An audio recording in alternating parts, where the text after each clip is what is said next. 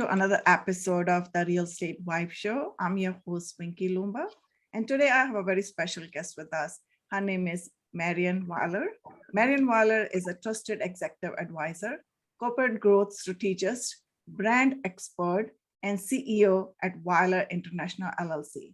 She advises business leaders to realize their full potential and create new levels of brand loyalty based on a culture of teamwork and collaboration to achieve high impact and sustainable growth. Welcome, Marion. I'm super excited to have you with me today. Thank you, Winky. I'm very excited as well. So I'm going to start with my favorite question. I ask this question to everybody. How do you see yourself at the present moment, personally and professionally? It's a great question, because doesn't it always change?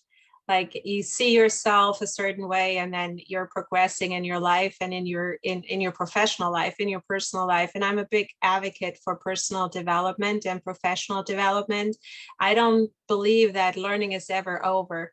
It continues. And at this stage of my life and my professional life and personal life, I see myself more in the role of a guide and a mentor and a role model, and really being that advisory capacity on the professional side to companies where I can bring in all the experiences that I've had across regions, across geographies, across industries. And of course, you have a very heavy real estate audience, and being in real estate for many, many years, that has certainly been where I see myself today. So can you share with me a little bit about your background? How did you become who you are today? Yes. So my background, I was in corporate for a long, long time. I was a corporate executive, and I worked with various companies. Actually, originally from Germany, I worked with companies in Germany that needed to get a foothold here in the US, or had certain branding challenges and marketing challenges or business challenges here in the United States. So I helped navigate that intercultural complexity and vice versa for US companies in Germany. And that was prior to me being part of the executive team at a large global real estate company. And when I left that position, I actually launched my own company, which was a dream of mine for many, many years. And I finally mustered up the courage to launch out and create and run my global advisory firm. So that's in a nutshell my corporate experience. And I'm taking all of that and I'm working with companies now, again, across different industries and geographies, in implementing and helping them align literally every aspect of their organization with the one very core that I truly believe in, is the human factor and the person in the center of the organization. Everything else aligns around that. Wow. Experiences stay with you, right? And shape your personality and help you succeed in whatever area you go. They do. And what I found over the years, what I really, really enjoy doing is putting the puzzle pieces together and helping companies troubleshoot. And when we hear troubleshooting, we often hear change or challenges, and that doesn't necessarily have to be the case. I've worked with quite a few companies that had significant growth, which is fantastic, and that's what every company is looking for: growth and more success and expansion. But what that does is that you have, through that expansion, what worked before may not work anymore. And that could be true for your structure. It could be true for your foundation. It could be true for your marketing, where you have to create a mix of what do you need to have centralized for consistency, for efficiency, for streamlining, and what needs to be customized and personalized on a local level. So it works with whatever you're dealing with, even if it is in a regional, national level. You still have these little differences in understanding who your client is and what your marketplace looks like, and not just your clients, but every aspect, again, of your organization, whether that's your employees or your partners. or your agents, or whatever that might be. Yeah, I know change is inevitable and you got to be flexible, right? According to the changing requirements, whether it's internal or external.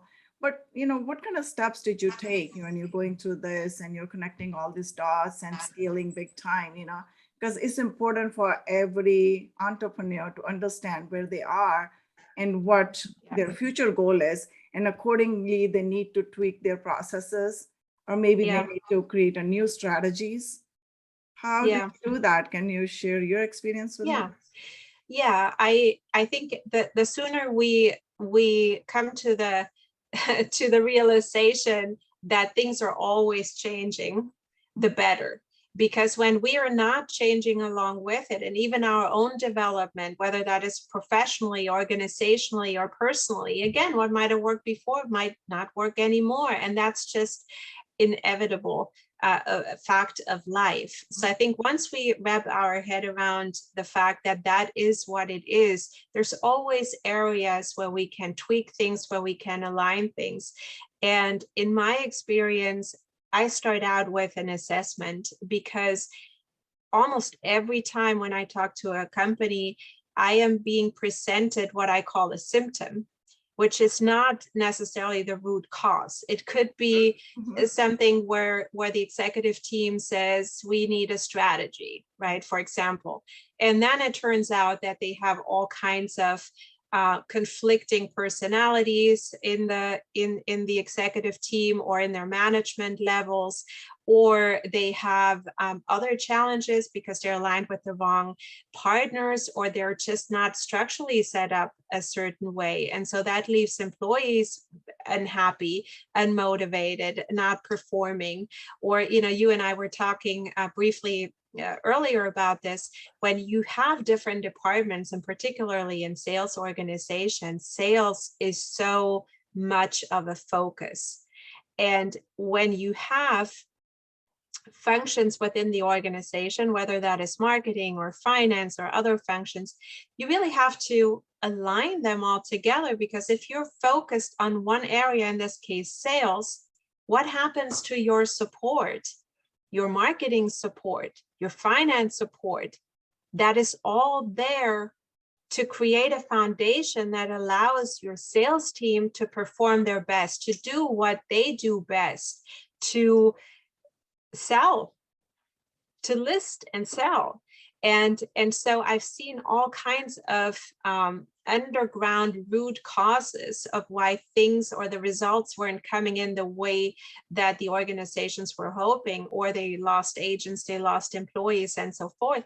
So it's an important part to start with a true assessment of what is really happening here. So we know we're not just treating symptoms, we're actually getting to the root cause of it, and we are creating a change and an impact that is lasting. Yeah, you said it very well, because assessment is necessary at any level, wherever you are in your business, to figure out, what's wrong. And then the other thing I was going to say is, you said it very well again, the problem is not a problem in itself, because there could be a bunch of problems underneath that problem. Like, for example, if somebody says system is down, what is that supposed to mean? So you need to dig deep to figure out what the root cause is. And it could be like really, really small thing that you can just fix it and the system is back up, but not necessarily just like everything went down just in one shot, So it's a good thing you assess the issue and then accordingly take the action and look at the holistically. So you need to have a holistic approach. So I'm going to ask you regarding that. How do you get that mindset, or how do you not have that, limited vision that, okay, I'm just looking at this problem only versus seeing the holistic picture, what is needed for that shift? Mm. So in my experience, a lot of that comes down to leadership, because very well so, we all, or the leaders within the organization, have an area of responsibility. And I'm just for the sake of example and keeping it simple here, when you are in charge of the finance department, right? Or you're in charge of the marketing department, you think of what is important to your department and your team. And you rarely put yourself into the shoes of the next department head. Mhm. Right.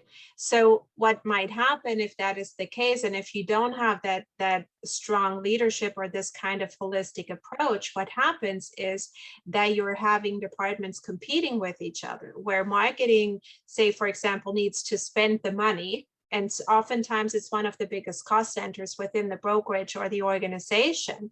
You need to spend money in order to create and promote, and depending on, like how large of an organization you are. Finance, on the other hand, is looking at, oftentimes, especially when times get tough or when it's a publicly traded company, so you have investors and you need to make sure you're showing a return on investment and financials that are supportive of what you believe the investors want to hear. So then you're starting to potentially cut on all ends very important marketing initiatives that have a long-term effect that is going to be negative. And so you have these conflicting interests at times. And if you're not thinking this through and actually approaching it from a holistic overall view, you can really hurt the organization or the brokerage. And that is the piece that I have seen quite often in all types and all sizes of organizations and brokerages. You really have to have a leadership team that comes together that understands how can we, as individual department heads, come together where as a whole we're lifting the organization. And that's really where the key lever is. Great. But for the entrepreneurs, the solo entrepreneurs, they wear so many hats throughout the day, throughout their life to make their business work and scale it. So any suggestions there, how they should see the holistic picture and how they can see all the dots out there and then able to connect the dots to scale, faster and create an impact. Yeah, as far as the entrepreneurs are concerned, what I've noticed is a lot of them, more so than not, are probably on that entrepreneurial carousel. There are so many things, and especially with the last few years of, you could be doing webinars and workshops, and you got to be on social media, and you have to, and it's all reactionary.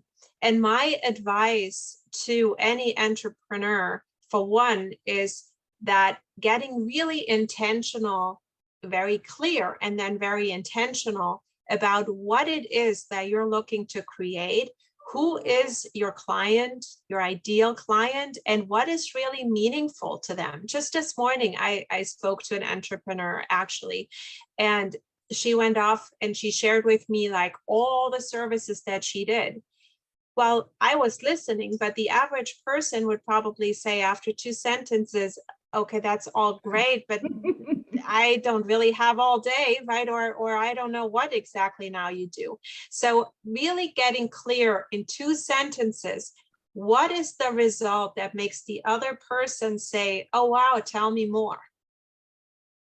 And then once you know what that is, you can go in and you can, if you're a service-based business particularly, then you can go in and really listen and see which one of your services is applicable to create that type of result. And I believe that is true for whether you're an entrepreneur or you're a business. At the end of the day, it's about the benefit of the person that you serve, instead of talking about the features and everything product-based or service-based, whatever it might be. It's about what is in it for them. Like, how do you create a benefit that somebody else doesn't? And aligning with that person that you call your ideal client is going to be key, because it is not only going to create more referral business, but it's also much more enjoyable. And I found as an entrepreneur that honeymoon in the beginning, when you're really excited, that usually leaves at, mark 6 months, 9 months, maybe a year. And then you're in the hustle of making it all work. And entrepreneurship really shouldn't be that hassle or that entrepreneur's carousel, so to speak. That's true. Yeah, it gotta be easier, right? Like it should be your second nature, having a crisp elevator pitch that you can connect with others or the clients. But the question here is how to find your ideal client, because you were talking about the connecting with the ideal clients. So how do you find your ideal clients or connect with them seamlessly, Yeah. without sound like you're pitching something to them? Yeah, I think, when we're diving in, what we really stand for, what is our vision, like what makes us unique? Mhm. What are the experiences that make us unique? So for example, like my background is international. So I have worked with a lot of companies, and I'm very much versed and experienced in the arena of differences, right? And complexities, whether that is again on a national or international level. So I naturally connect with companies or people that are dealing with that type of thing, because I can provide a real solution. It's not because I just read it in a book. I've experienced it. I know what to look at to create that growth to a point where it doesn't leave the executive team with their hands above their head, questioning whether or not they really wanted the expansion. So that is, to me, an ideal client. And I think every one of the entrepreneurs that is listening in here today has to ask themselves, what makes me unique? And who are the people that I can really provide a value? Because at the end of the day, that value and that benefit has to be there. Otherwise, there are too many options. If your client can't see the value and the uniqueness of working with you, then they're very likely going somewhere else. So there So gotta be some synergy, right, between the two. there has to be synergy. There has to be a need that you uniquely fulfill. And that is your ideal client. And if that pool is still too large, then ask yourself, who are the type of people that you really enjoy working with? What is the type of service? What is the type of work that you could do day and night? Because if you, and that's, you brought that up, Vinky, actually, that a lot of entrepreneurs are wearing a lot of hats. And I've seen that more often than not, that they feel like they have to do everything themselves. They can't afford, or they don't want to spend the money on getting support and help. But if you're really looking to grow, as is in the case with all types of development, you have to accept help. And sometimes even at a point where maybe your income isn't where you would like it to be. But that way you can focus on what you do best and really bring your energy into the tasks that energize you, that you enjoy, that only you can do, and let some other things be done by somebody else, or reach out for help, for support, for development, whatever it might be. Nobody has been doing this by themselves. That's so true. That's so true. I say that all the time too, that no one person can do everything herself or by himself, because it's super hard, because people are always helping you in the background, knowingly, unknowingly, because it's like more like a collaborative approach to anything. I don't think there's anybody self-made. Like a lot of people claim that I'm the self-made person, but I don't know. Prove it. Yeah. So And go ahead. I'm certainly a testament to that. My growth really accelerated when I brought in that support and that help, even though at the time it was scary, because I didn't feel like my business was necessarily at the point where I wanted to bring in that support, but I did, and I made that leap. And that was really the moment when things shifted. That's true. You're opening up another door or another channel of growth, because you're bringing somebody in, you're helping somebody by, hiring somebody for even the minimal paying jobs, because you're hiring somebody, you're opening up another channel of growth, you're helping somebody, and that way you are growing yourself too in return, which is very important. So at this point, I'm going to ask you a question about the branding and marketing. I think you were talking earlier as well. So since we're talking about connecting with your avatar or finding the ideal client, how much branding is important in this whole scenario? And then how do you brand yourself that you kind of differentiate and stand out as well at the same time? Yeah. I want to, like, just from a definition of branding, I want to start at the foundation of that, because we see these big brands and we think, oh, these companies have a brand, whatever they might be, BMW, IBM, brands that everybody knows. But we all are a brand. Mm-hmm. We all are. And I think when we're starting to look at it from that perspective, it changes because we stand for something. People perceive us a certain way. We have a certain image. And that is the moment when we realize that we are all a brand, is when we start thinking about, how do we want to position ourselves? What do we want to stand for? What do we want the marketplace to know about us? Because it's not just that we pick our ideal client, they pick us too, because they might resonate with something that we stand for, or maybe something that we have said, or that we, a service that is unique to our company or us. A lot of entrepreneurs are the face of the company, so they're the brand of the company. And regardless of what size the company is, and definitely much more complex when you get into bigger companies, is that misconception of branding being design and creative. Mm-hmm.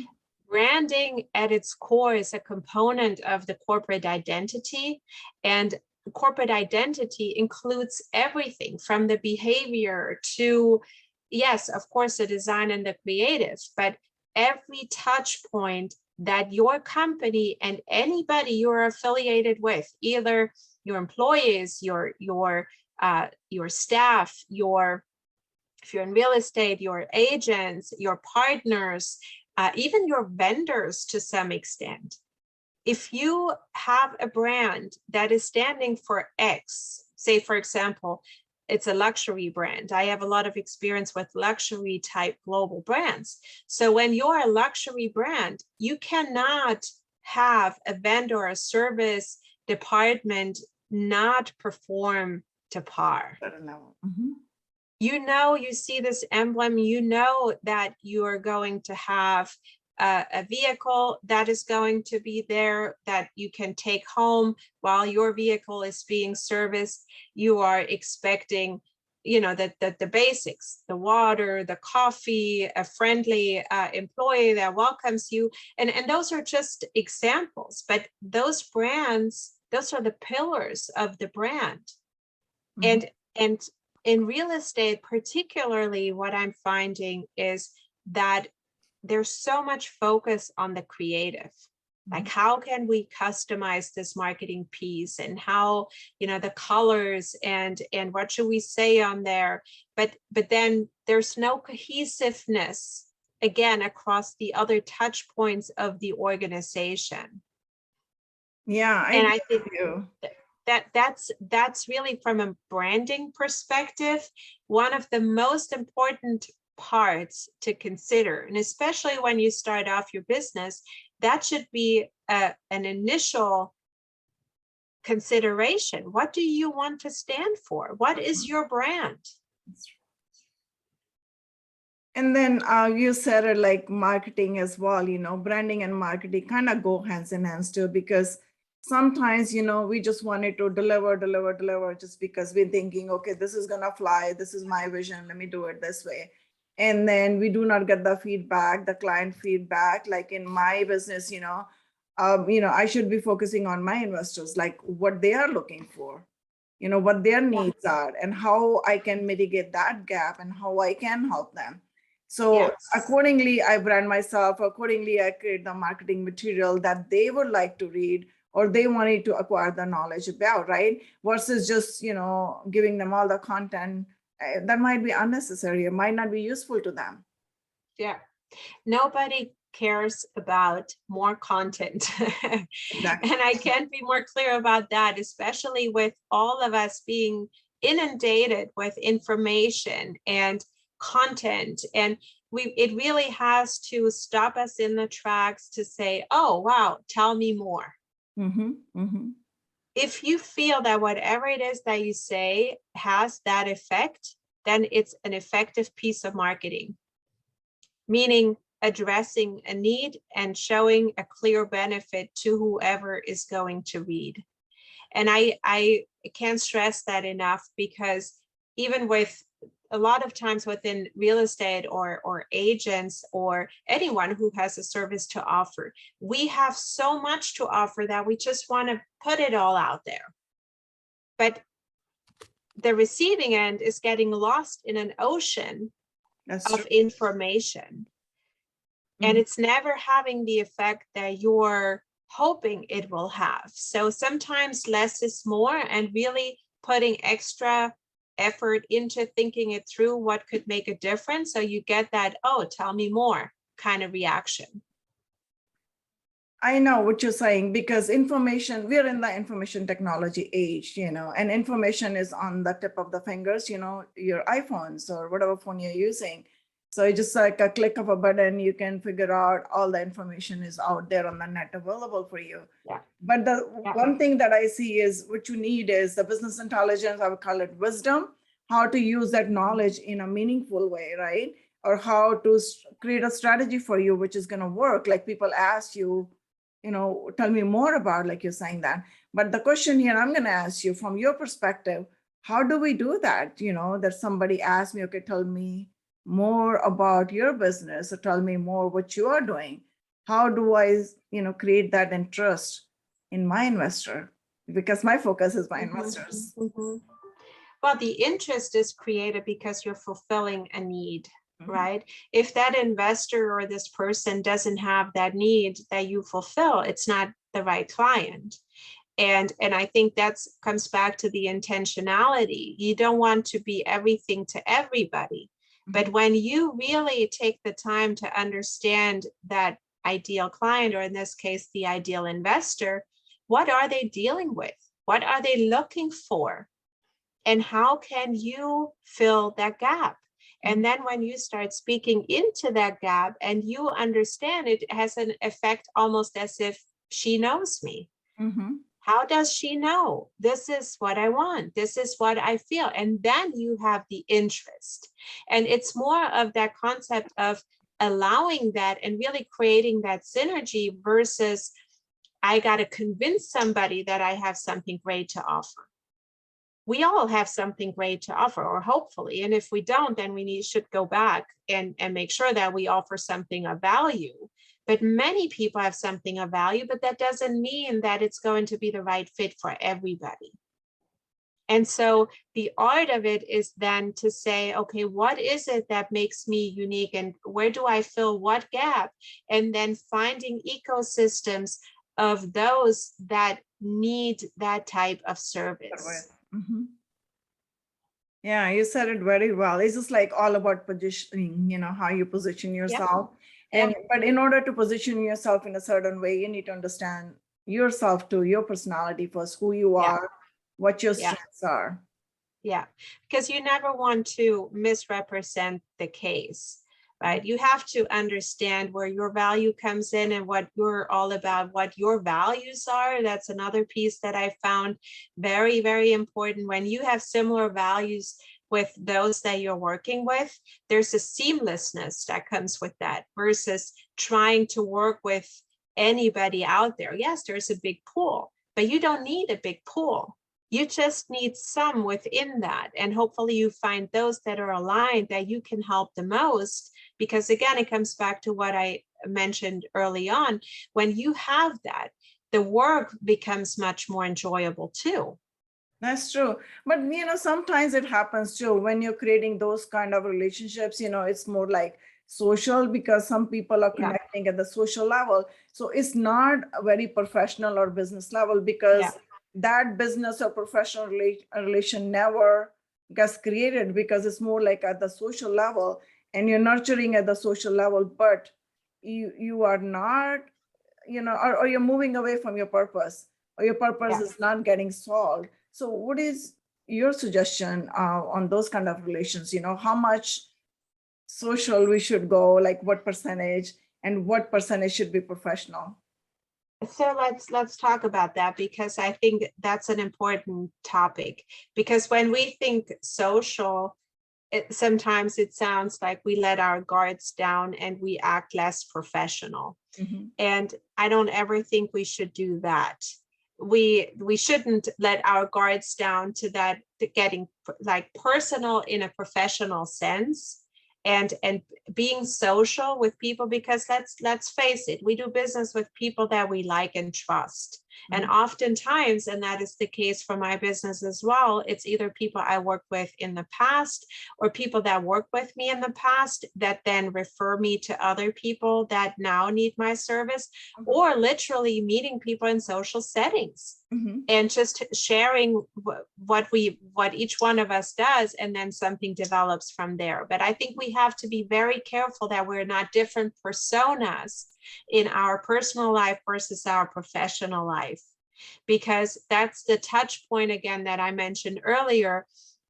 We do business with people all around, and I think when we are just a different persona in our personal life than we are in our professional life, there's misalignment.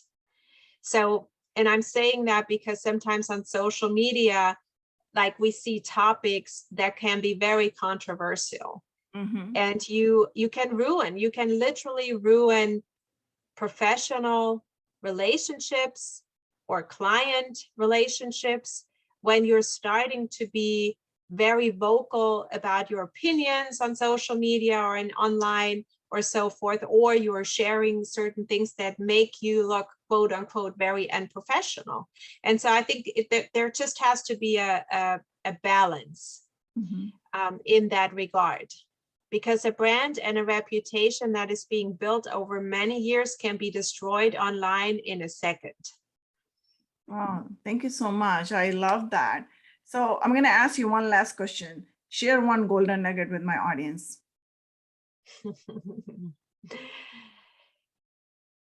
Lots of golden nuggets, I think there are, when it comes to entrepreneurship and business, but intentionality is key. Because we define success by very materialistic means, but ultimately success is much more than the car, the house, the number behind your business, the dollar amount behind your business, but it's much broader than that. What does success mean to you? And being intentional about what that is and what that feels like, and then going after that intentionally, because when you are just in reactionary mode all day long, even if you have a great success, you're not going to be able to enjoy it. So that's probably the bottom line of what I've learned over all these years that I would love to share here with your audience. Thank you. I love that. Respond. Don't react. Seriously. So this brings us to our rapid fire round. I'm going to ask you 5 questions. You're going to answer it in 1 word or 1 sentence only. Ready? Yep. Who was the most influential person in your life?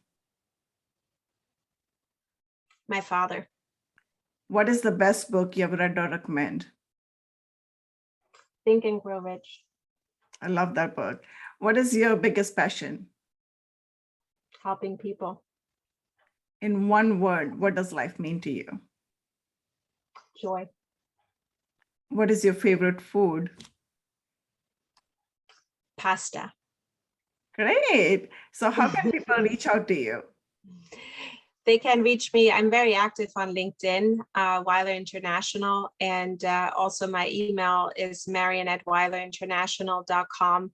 I'm always open to having 30 minutes of chatting and seeing what it is that you're dealing with your organization or your business, and seeing if there is an alignment where I can help you either support your grow or help you grow. And so thank you for having me, Vinky. Thank you, Marion. I really enjoyed our conversation today. I did too.